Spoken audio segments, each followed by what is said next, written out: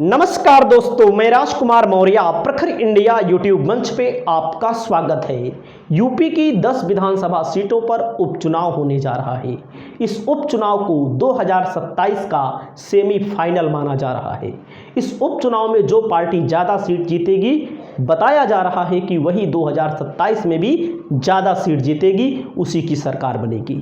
उत्तर प्रदेश की 10 सीटों का पूरा हाल बताने के लिए आज हम केवल एक सीट का आंकड़ा लेकर आए हैं, जिसमें प्रत्याशी समाजवादी पार्टी का हम बताने जा रहे हैं, जातिगत समीकरण हम आपको बताने जा रहे हैं। आपकी जो भी राय हो, आप अपनी राय को कमेंट जरूर करिएगा। आज की इस वीडियो में हम बात करते हैं कटहरी विधानसभा। कटहरी विधानसभा के लिए भारतीय जनता पार्टी ने भी अपनी नई तैयारी कर रखी है। कटहरी अंबेडकर नगर जिले में पड़ती है, जो लोकसभा अंबेडकर नगर के अंतर्गत आती है, जहां पर लालजी वर्मा विधायक थे और लालजी वर्मा इस सीट से कई बार विधायक रहे। तो आप समझ सकते हैं, और यह कटहरी विधानसभा लालजी वर्मा की विधानसभा मानी जाती है, लेकिन वर्तमान में वे सांसद बन चुके हैं, तो अब वह सीट खाली हो चुकी है।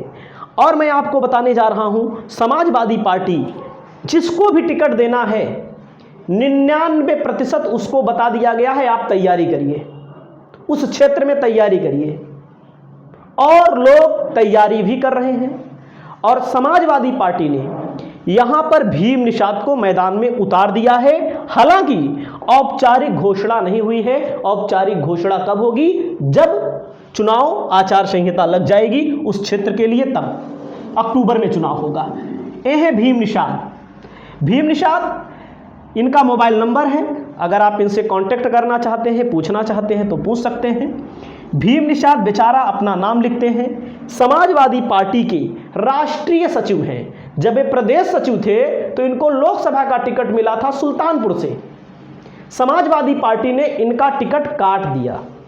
क्यों काट दिया वो भीम निषाद जाने, वे समाजवादी पार्टी के मुखिया अखिलेश यादव जाने, लेकिन टिकट काटने के बाद भी अखिलेश यादव ने भीम निषाद को प्रदेश सचिव से प्रमोट करके राष्ट्रीय सचिव बना दिया। आप सोचिए, जो व्यक्ति प्रदेश सचिव हो, लोकसभा का टिकट मिला हो, राष्ट्रीय सचिव होगा, अगर वो विधानसभा का टिकट मांगेगा तो उसको नहीं मिलेगा।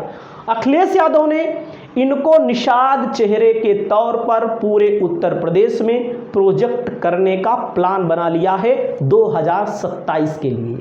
समाजवादी पार्टी के लक्ष्मीकांत पप्पू निषाद सांसद हैं संत कबीर नगर के। राम भुआल निषाद सुल्तानपुर के सांसद हैं। सुल्तानपुर में पहले इन्हीं को टिकट मिला था। पूरी फील्डिंग इन्होंने तैयार कर रखी थी, लेकिन किस्मत खराब रही, टिकट कट गया, नहीं तो आज सांसद होते। तो आप ये समझ सकते हैं, इनको टिकट लगभग मिल चुका है। अखिलेश यादव के कितने करीबी हैं, कौन है, सारा डाटा हम आपको बता रहे हैं, जातिगत समीकरण हम आपको बता रहे हैं। हेलीकॉप्टर में अखिलेश यादव बैठे हैं, भीम निषाद को नीचे खड़ा हुए आप देख रहे होंगे जस्ट बगल में। अब यहाँ पर आप ये देख लीजिए, हेलीकॉप्टर में अखिलेश यादव जी बैठे हुए हैं और भीम निषाद बगल में बैठे हुए हैं। इतना नज़दीक कौन हो सकता है, आप ये समझ सकते हैं। अब आप जान लीजिए, ज़्यादा कुछ हमें नहीं कहना है। और लालजी वर्मा के लिए बहुत प्रचार किया इन्होंने, और इस सीट पर लालजी वर्मा की बेटी का नाम चल रहा है, लेकिन उनको लेकर खबरें आ रही है कि समाजवादी पार्टी की तरफ से जलालपुर विधानसभा, जो राकेश पांडे हैं, जो समाजवादी पार्टी के को धोखा दे करके बीजेपी के साथ गए हैं, उस विधानसभा पर उन्होंने अपनी तैयारी शुरू कर दी है। क्योंकि 900 कुछ वोटों से लालजी वर्मा की बेटी का जो नाम यहां से आ रहा है, उनको 900 कुछ वोटों से हार मिल गई थी। इसके पहले जब वो चुनाव लड़ी थी तो जलालपुर विधानसभा में उनकी और अच्छी पकड़ है, यहाँ तो पकड़ है ही, तो वहाँ पर उनको समाजवादी पार्टी जब उनकी सदस्यता रद्द की जाएगी तब उनको लड़ा सकती है। तो आपको मैं बता दूं भीम निषाद के बारे में। भीम निषाद पूर्वांचल के चेहरे के तौर पर समाजवादी पार्टी प्रोजेक्ट करेगी इनको, और अखिलेश यादव ने खुद बोला है बड़ा नेता बनाना है। मैं वीडियो भी सुना सकता हूं, और जब भी अखिलेश यादव से मिलते हैं भीम निषाद, तब ये बातें करते हैं कि मतलब कि जाइए आप तैयारी करिए, आपको ही लड़ाना है, किसी अन्य को नहीं लड़ाना है। इतना कन्फर्म आप मान लीजिएगा। और भीम निषाद कौन है मैं आपको बता दूं। जिस प्रकार फूलन देवी का नाम आपने सुना होगा, फूलन देवी की मदद की थी स्वर्गीय मुलायम सिंह यादव जी ने, उसी प्रकार जमुना निषाद की इन्होंने मदद की है, जो गोरखपुर के क्षेत्र से आते हैं, निषादों के बड़े नेता रहे हैं, बसपा सरकार के मंत्री रहे हैं, उनके ऊपर कुछ आरोप लगे थे, वे जेल चले गए थे। जब वो जेल चले गए थे तो उनको छुड़ाने का काम, जेल से छुड़ाने का काम जो बड़े बड़े वकीलों को किया था इन्होंने सुप्रीम कोर्ट से, तो मैं आपको बता दूं, जिसमें सुप्रीम कोर्ट के जाने माने वकील हरीश साल्वे, अभिषेक मनु सिंघवी, प्रदीप राय द्वारा सुप्रीम कोर्ट से इन्होंने छुड़वाने का काम किया था। अब आप समझिएगा, जो समाज जिसे अपना नेता मानता हो उसको भीम निषाद ने मदद की थी। तो इनको देखा होगा आपने, टिकट मिला था, सुल्तानपुर से कट गया। जब सुल्तानपुर से टिकट कट गया तो बहुत उदास हुए। हालांकि अखिलेश यादव ने कहा मिठाई खिलाओ भीम निषाद को चुनाव लड़ाएंगे, तो चुनाव अब लड़ने वाले हैं। ये है छाया वर्मा, इनका भी नाम चल रहा है। लेकिन अब हमको जो सूचना आ रही है कि समाजवादी पार्टी की तरफ से जलालपुर में दावेदारी पेश कर चुकी हैं। क्यों पेश कर चुकी हैं? 900 कुछ वोटों से चुनाव हार गई थी जब बसपा से चुनाव लड़ा था। तो आप समझ सकते हैं, डॉक्टर हैं और बहुत ही प्रसिद्ध। अब आप समझ सकते हैं, इनके पिताजी कई बार के विधायक, इनकी माताजी जिला पंचायत अध्यक्ष, मतलब कि अंबेडकर नगर की राजनीति में पूरी सक्रिय भूमिका है। तो यहाँ पर आप समझ सकते हैं समाजवादी पार्टी ने निर्णय ले लिया है। और मैं आपको बताता हूँ, क्योंकि संजय निषाद को बीजेपी ने प्रोजेक्ट किया है, संजय निषाद को, और समाजवादी पार्टी जो प्रोजेक्ट करने जा रही है भीम निषाद को कटहरी विधानसभा से। तो यहाँ पर का थोड़ा जातीय समीकरण मैं आपको बता देता हूँ। जातीय समीकरण में एक अनुमान होता है, अनुमान में थोड़ा कम भी हो सकता है, ज़्यादा भी हो सकता है, वो आपकी राय है।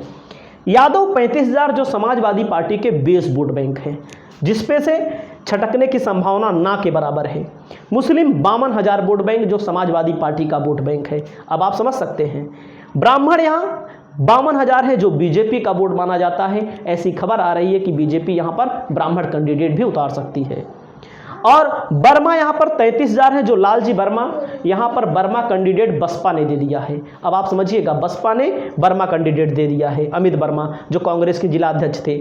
ठाकुर यहाँ पर 32,000 है जो समाजवादी पार्टी को कतई वोट नहीं देंगे, किसी कीमत पर वोट नहीं देंगे। हाँ, उसमें से 2-4% भले दे दें, 1-2%, बाकी सब योगी जी को वोट देते हैं। मौर्य जो है, मौर्य इस लोकसभा के चुनाव में समाजवादी पार्टी के पास गया है और आने वाले समय में भी मौर्य समाजवादी पार्टी के पास जाएगा। लाला जो है, श्रीवास्तव लाला बीजेपी के वोटर माने जाते हैं।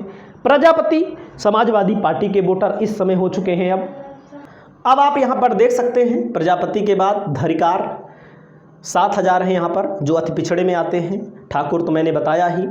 गौड़ 15,000 जो मछुआ समुदाय के अंतर्गत ही आते हैं अति पिछड़े में। नाई भी अति पिछड़े में आते हैं 6,000। दलित सबसे ज़्यादा यहाँ पर है 87,000। तो आप समझ सकते हैं बसपा यहाँ पर चुनाव जीतती रही है। पासी यहाँ पर 1,200 हैं जो समाजवादी पार्टी। बनिया यहाँ पर 2,000 है जो बीजेपी। 62,000 यहाँ निषाद बताए जा रहे हैं, जिसकी संख्या कम ज़्यादा थोड़ा बहुत हो सकती है। इस पर कोई जातिगत जनगणना नहीं हुई है, इसी को लेकर के जातिगत जनगणना का ख्याल इस समय विपक्ष को है, क्योंकि जातिगत जनगणना के मुद्दे पर बीजेपी भाग रही है। वहीं पर अगला नाम आता है लोहार का। लोहार 4500 हैं। तो आप समझिएगा, चौहान 3,000 हैं अति पिछड़े, अन्य 10,000 हैं। तो लालजी वर्मा चुनाव जीते थे 2022 में 7,696 वोटों से। अब यहाँ पर निषाद पार्टी लड़ी थी, बीजेपी ने यहाँ पर निषादों के वोट लेने के लिए निषाद पार्टी को चुनाव लड़ाया था। तो आप ये समझ सकते हैं बसपा ने यहाँ पर पटेल दे दिया है, तो पटेल के लड़ने की संभावना कम जताई जा रही है। 2017 में लालजी वर्मा चुनाव जीते, 22 में लालजी वर्मा चुनाव जीते, 17 में बसपा से जीते, 22 में सपा से जीते, 12 में सपा जीती है यहाँ पर। 2007 में धर्मराज निषाद, 2002 में धर्मराज निषाद, 1996 धर्मराज निषाद बसपा से। आप समझिएगा 3 बार लगातार ये धर्मराज निषाद का भी नाम यहाँ पर आ रहा है भारतीय जनता पार्टी की तरफ से। लेकिन जब समाजवादी पार्टी भीम निषाद को मैदान में उतार रही है तो आप समझ लीजिएगा धर्मराज निषाद यहाँ पर चुनाव हो सकता है ना लड़े, क्योंकि एक ब्राह्मण का भी नाम आ रहा है। क्योंकि बीजेपी के लिए कहीं ना कहीं भीम निषाद मुसीबत बन सकते हैं इस सीट पर। आने वाले समय में टिकट का ऐलान हो जाएगा। 99% आप मान लीजिए इनका टिकट फाइनल हो चुका है और इन्होंने तैयारियां भी कर ली हैं। पूरी प्रचार प्रसार, लोगों से मिलना जुलना शुरू कर दिया है। आपकी जो भी राय हो, आप अपनी राय को ज़रूर बताइए। नमस्कार।